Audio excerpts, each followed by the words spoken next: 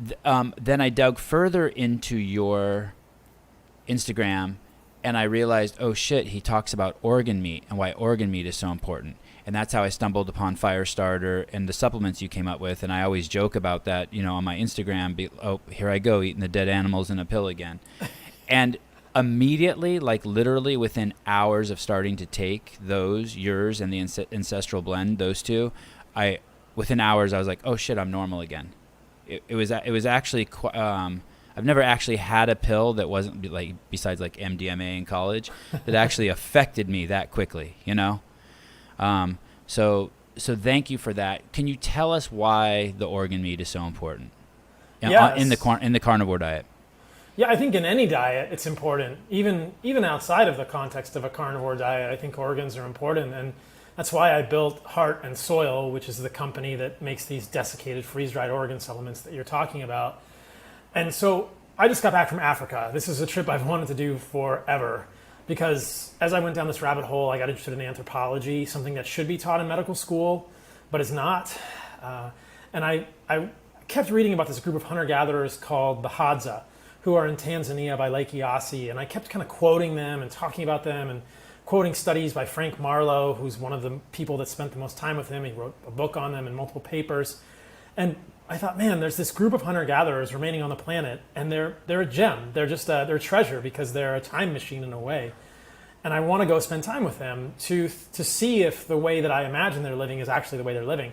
And it pretty much was very similar to what I'd read and what I experienced. Of course, there were lots of pieces that were filled in, but what you realize is that these hunter-gatherers, and there's really only a few groups left on the planet, the Kungsan in South Africa and Botswana, the Hadza in Lake Eyasi region of Tanzania, perhaps a group in the Amazon called the Kaiwi Meno, and maybe a few other groups. But there's probably numbering in the thousands and not even the tens of thousands.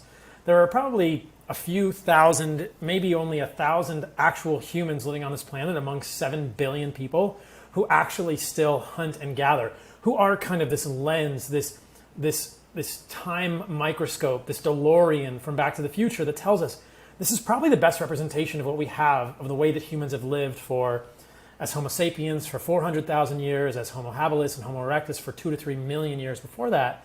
And what you find is invariably they eat the animal from nose to tail. But this isn't the way we've done it unless we're from a culture, perhaps an Asian culture or a South American culture, or we're very connected with our cultural roots in people who are eating these exotic parts of the animal.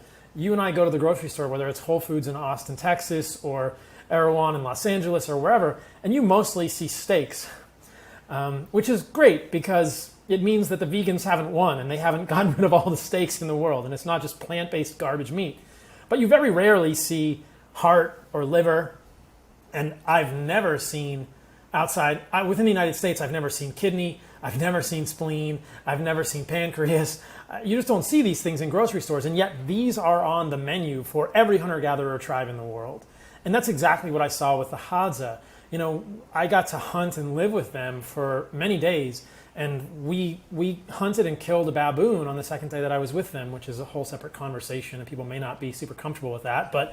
And what do? The first thing they eat is the organs. We literally, they kill the baboon, they throw the baboon in the fire to burn the hair off, they cut open the guts, they give the lower intestines to the dogs, and then everything else goes on the coals of the fire, and we're suddenly passing around liver and heart and kidney and spleen and pancreas and all these GI abdominal organs and lungs, everything. We don't waste anything from this animal. Then the rest of the animal is carried back to camp and we eat the meat, and then the next morning I arrive in camp and we eat the brain, which is cooked over the fire. And there's this incredible image of, that I have sort of burned into my brain we arrive back to camp the next morning, and they have a baboon skull on a stick over the fire, and they just crack it open, and suddenly there's a Hadza tribe member offering me baboon brain, to which I enthusiastically said, yeah, give me some of that. But we never do this as humans. We think of animal foods as meat, whether it's chicken breast. I mean, if somebody eats chicken thigh with skin on, they're like adventurous, right? Most people just eat lean chicken breast. They might eat bacon. It's just meat and fat. It's all muscle meat. But we never eat these organs. And yet so much unique nutrition is in those organs. And so I realized this pretty quickly when I was going down the rabbit hole of animal-based diets and thought, wait a minute, there are a lot of nutrients in meat. This is undeniable. And I've had lots of interesting conversations with vegans where I talk about, hey, where do you get your creatine? Where do you get your zinc? Where do you get your vitamin B6? Where do you get your B12? But the list of unique nutrients in meat is partial. And if you look at the unique nutrients in liver, it expands and it becomes pretty comprehensive. Because in liver, you're going to find more choline, more folate, more riboflavin, more biotin, more copper to balance the zinc, more K2, all sorts of important things, and peptides, these small protein molecules that have unique signaling roles. And so all the time I see clients who are just eating mostly meat, and they have elevated levels of a compound in their body called homocysteine.